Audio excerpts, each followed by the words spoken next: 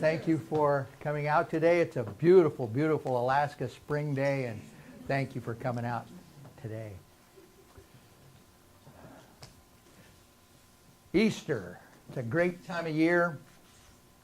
Today, over 2.5 billion people will be celebrating Easter. Many people believe that Jesus died on the cross specifically for our sins, and that we should all be extremely grateful even though we're not worthy. And that's good. It's, I don't happen to buy into that, but it's a good thing that people do have a belief system and they can step into it. And I think that there is a tremendous amount of power in the Easter story. And so that's what we're going to talk about today. There is a Middle Eastern saying that prefaces all of the stories and everything that they say. And they say, I don't know whether this really happened or not. But that's unimportant. The important thing is the story. The title of my talk today is The Last Week. And a week ago, I talked about Jesus' entrance into Jerusalem and how it was that on the same time Jesus was entering Jerusalem from the east on the colt of a donkey, a very humble entrance into Jerusalem. At the same time, Pontius Pilate was entering Jerusalem with a legion of Roman soldiers, and they had swords and shields and horses and a big military procession, and what a contrast that was, and how the people came to honor the humble teacher and not the military might. I had this great idea. I've got a book that I love, and it's called The Last Week. That's where the title of the sermon came from. And I was going to talk about all of the truths and the teachings that Jesus had during this last week. Oh, that wasn't going to happen. There's way, way too much. I realized that I could have a 10-week class out of the teachings of that. So I had to condense it quite a bit. So what I'm going to talk about today, my 3 points, Mallory points out. Thank you, Mallory. The betrayal of Jesus, the ridicule of Jesus, and Jesus' last words. But first I want to tell this story, and I kind of want to put it in context. On Thursday of this week, Jesus called his disciples together, and they had what has been called the Last Supper. And during that time, Jesus prophesied that one of them would betray him, one of them would identify him to the essentially the police so that he could be arrested. And they all denied that. Oh, that didn't happen, and we love you. Why would we do that? And he also pointed out to Peter Simon, that before the cock crows twice tomorrow morning, you will have denied even knowing me 3 times. And which Peter said, well, that's not happened. I would go and I would die with you. But Jesus predicted that. And sure enough, his predictions came true. We know that Judas betrayed Jesus. He told the police which man Jesus was. He said, if it's the guy that I kiss him, then you'll know that that's the guy that you're to arrest. And he did that for 30 pieces of silver. And sure enough, Peter followed Jesus after he was arrested. He wanted to see what was going on. And one of the serving girls said, wait a minute, I know you. You hang around with him, don't you? No, I never saw that guy. And later on she said, yes, you did. I know you did. I remember you. No, not me. You got the wrong guy. And finally one of them said, wait a minute, you got the accent. You look like you're... Nah, you're one of... Not me. No, 3 times he denied Jesus, and then the cock crowed the second time. So Jesus was betrayed, and then he was sentenced to death. He was crucified, and during this process, he was scorned, he was laughed at by the same people that had been following him. He was spit upon and made fun of and mocked. And finally, as Jesus was on the cross, and it depends on which gospel you adhere to, which one you embrace the most, but the one I'm looking at is the gospel according to Mark. That was the one that was written closest to the crucifixion in terms of time. Jesus said, according to this, O God, why hast thou forsaken me? Were his last words. Let's put these Gospels in kind of a context for you too. After the crucifixion and resurrection of Jesus, the first writings where anybody actually wrote down what may or may not have happened were from Paul's letters or epistles to various communities throughout the Mediterranean where Christian groups were springing up. These were still Jews, but these were Jews that were following the teachings of Jesus. And he was trying to get all of these Christian kind of groups singing from the same sheet of music. He just wanted everybody to be together, and in that he was sort of laying down the groundwork for the first church, if you will, where everybody believed pretty much the same thing. And he did that about 10 years after the crucifixion, and these writings went on. We don't know exactly the dates, but it was for about another 10 years after that. Then the next thing that was written after that was written not by Mark, but by someone who used the name Mark, and he wrote about it, and this is where a story was told. But all of these are interpretations. These are the author's interpretations of what went on. Remember, our motto, we don't know if it happened or not. The important thing is the story. Well, Paul didn't tell stories. He was saying how to build a church. But Mark, Matthew, Luke, and then John, and we know Thomas as well, told stories. But these were stories. They weren't factual recounts. These were the stories. And the facts aren't important. The story is what's important. So what is the importance of the story of Jesus' crucifixion and resurrection? Ernest Holmes tells us, Jesus made it plain that we should do even greater things. He taught us that the kingdom of heaven is not reached through the gateway of death, but by overcoming our limited beliefs while here, by recognizing the Father within. The meaning of this story is recognizing the Father within, recognizing our own inherent divinity. First of all, the betrayal of Jesus.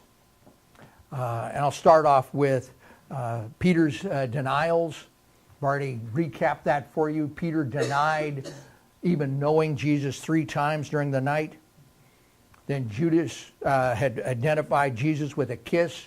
He had taken the 30 pieces of silver and he says, okay, you'll know which guy to arrest when I kiss him. So he went up, oh teacher, he went up and kissed him, and sure enough, they arrested him and took him away. But we all have betrayals in our lives. We all are betrayed. And I've got some here that are right out of this congregation. Your betrayals.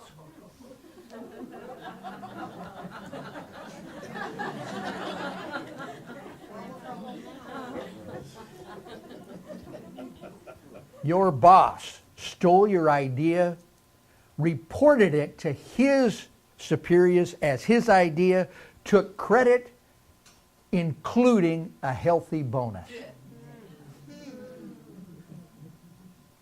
But you can rise again. You spent 2 years taking care of your terminal parent, and another sibling got most of the inheritance. But you can rise again. Your spouse left you with a ton of credit card debt and months behind on the house payment that he said he was really paying. But you can rise again. You confided to a friend that you're gay. And in order to shift attention away from herself, she outed you to other people. But you can rise again. You see, you are greater than your addiction. You're greater than your betrayals. You're greater than your poverty. You're greater than a lousy job. You're greater than an abusive relationship. You are not a victim. You are greater. You are a magnificent child of God. And you can rise again.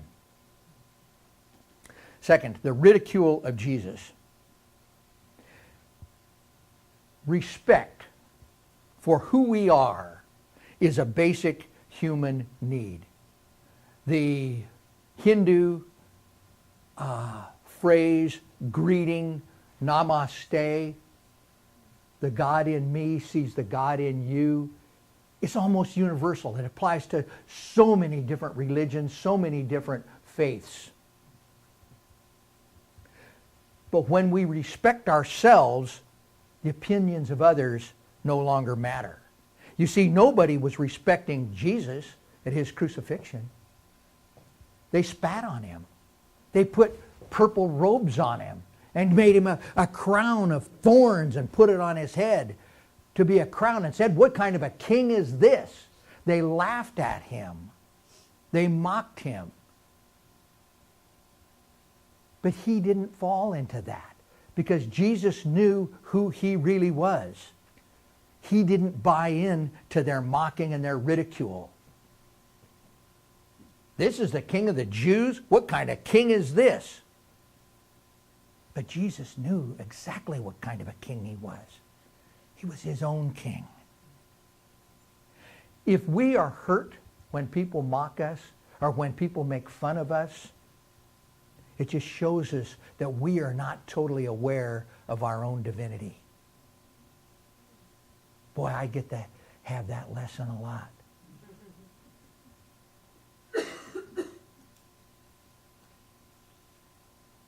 Many people have been mocked, made fun of, and gone on to great, great success. Walt Disney went bankrupt like 6 times. People made fun of him. A dancing mouse? You really think that's going to become something?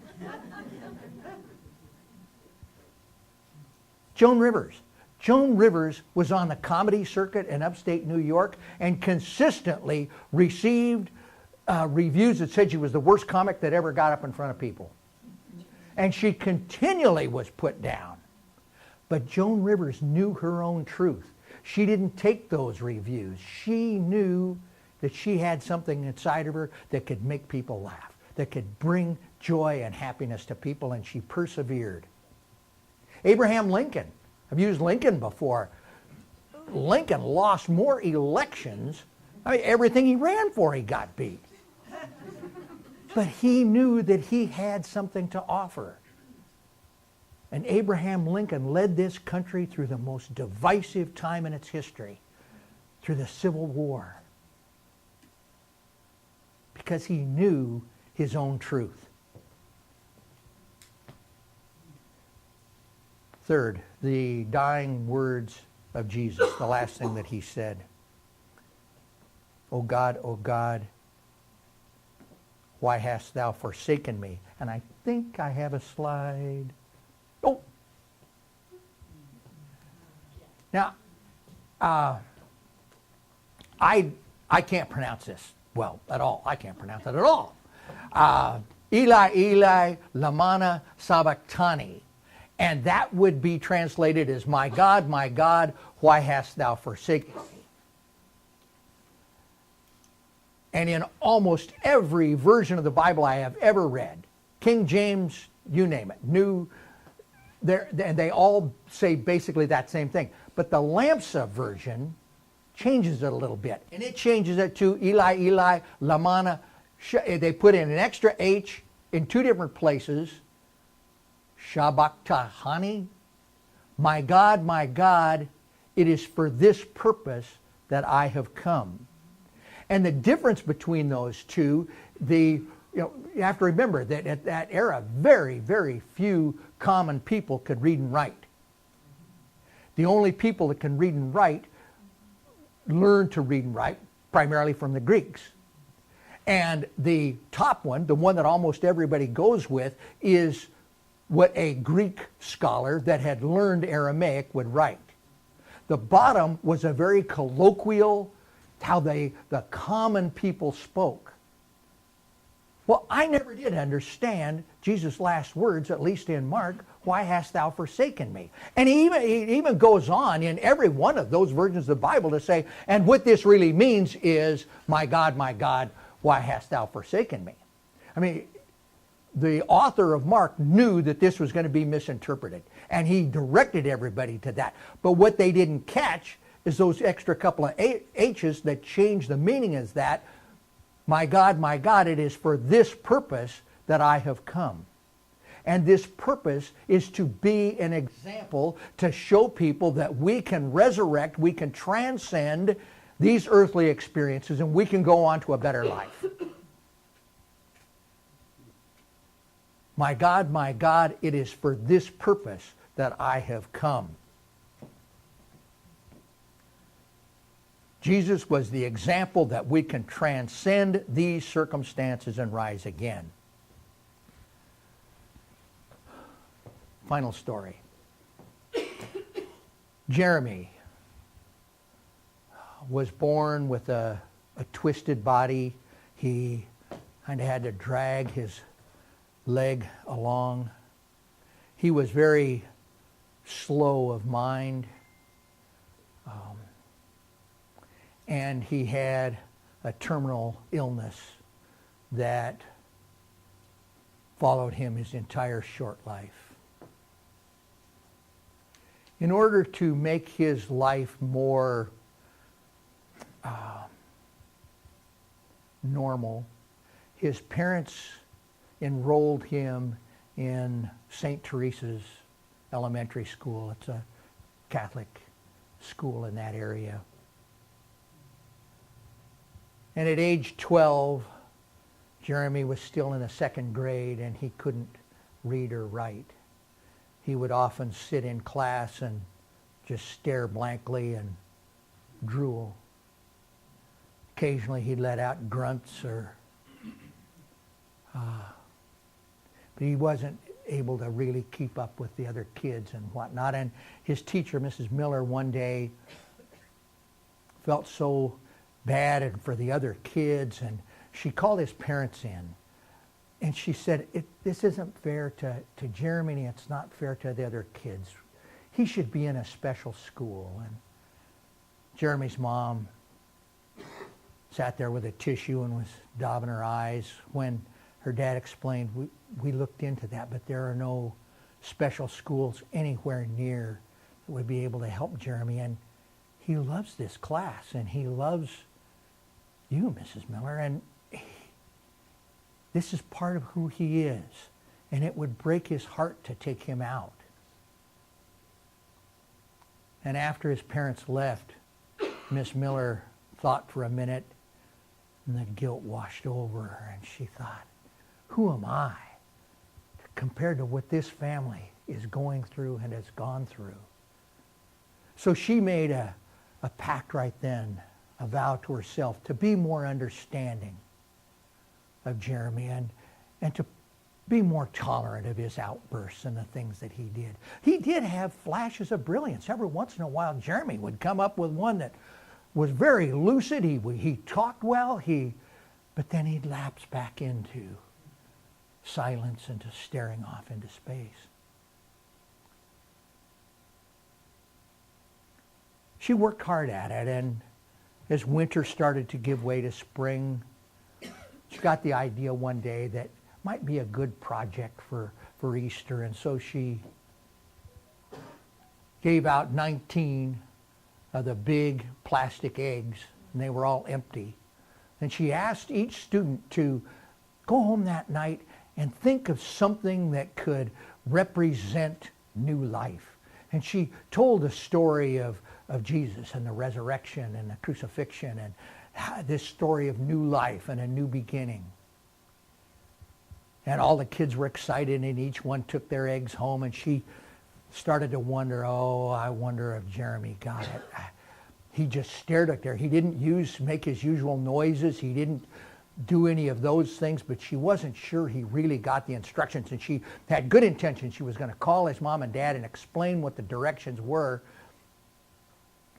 but her sink got stopped up, and it took over an hour for the guy to get there to undo the sink, and then she had to iron a blouse, and she had to prepare a lesson for math for the next day, and everything got going. The next thing she looked at, it was like 11 o'clock at night, and it was too late to call, and she didn't know what to do. And the next day in class, she got in and she noticed that all 19 eggs were back in the wicker basket that they had come from. And so she finished the math lesson, and it was time for the eggs. All the kids were excited. Everybody wanted to share what they had found as a sign or a symbol of new life.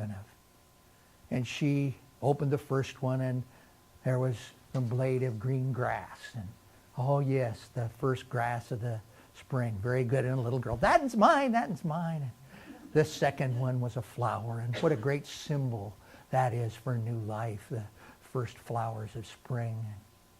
One little boy, he came in with a rock and it had moss on it. And he said, well, that's new life too. That's mine.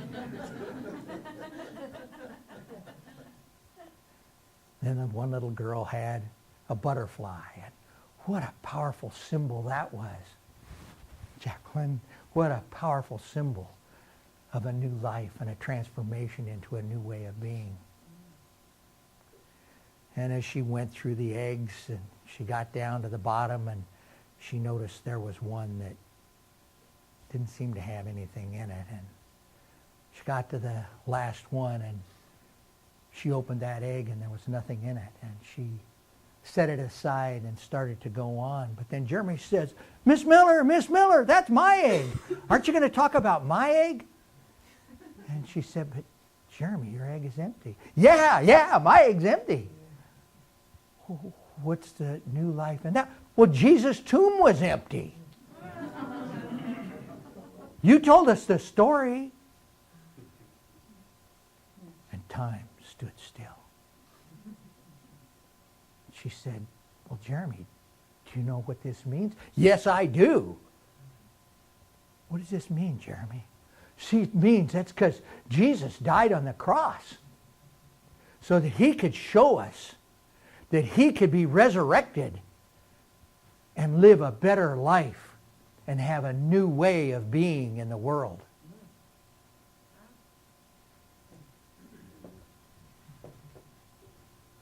Three months later, Jeremy passed away.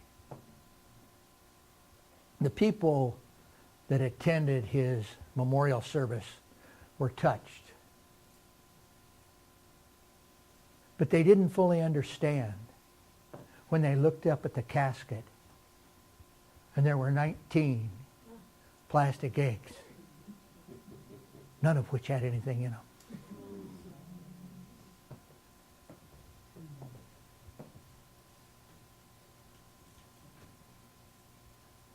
We are greater than our experiences. We are greater than our betrayals. We are greater than our denials. We can rise again. So my conclusion today is we can all rise again. Resurrection is kind of an evolution. It doesn't happen instantly. Jesus was in the tomb for 3 days. The pain and darkness that we go through makes us stronger. It's important to appreciate our addictions, to appreciate the value of poverty, to bless the hardships because they dissolve our fears of them. Just as we can dissolve the fear of death. Bless our hardships because they dissolve our fears of them, and then we can release them. Resurrection is the promise of a better tomorrow. So let's celebrate Easter today. Let's celebrate a resurrection into a newer, better life. So I invite my colleagues, prayer practitioners, to join me in holding our congregation in love and light. And it is from this awareness of our own inherent divinity, that part of God that is within each and every one of us, that we can recognize that even though we face very, very real circumstances in our lives, we do not deny the circumstance. We do not deny poverty. We do not deny illness. We do not deny separation from God. We do not deny fear. But what we do is we affirm that there is something greater. We affirm that we are greater. We affirm that we can resurrect to a newer and better way of being. We do not have to die to do this. The gateway to heaven is not through the doorway of death. It is through the awareness of our own inherent divinity. It is through the awareness that we are greater than poverty. We are greater than that addiction. We are greater than any family discord. We are greater than any condition. And so it is with gratitude that we can give thanks. We can give thanks for our awareness of the power and the presence of God within our lives. We just give thanks. And it is with that gratitude in our heart that we can just step back and we can allow that divine which is within us to guide us, to lead us, and to make the crooked road straight so that we can live more abundant lives. So we just give thanks, we let it go, we let it be, and so it is.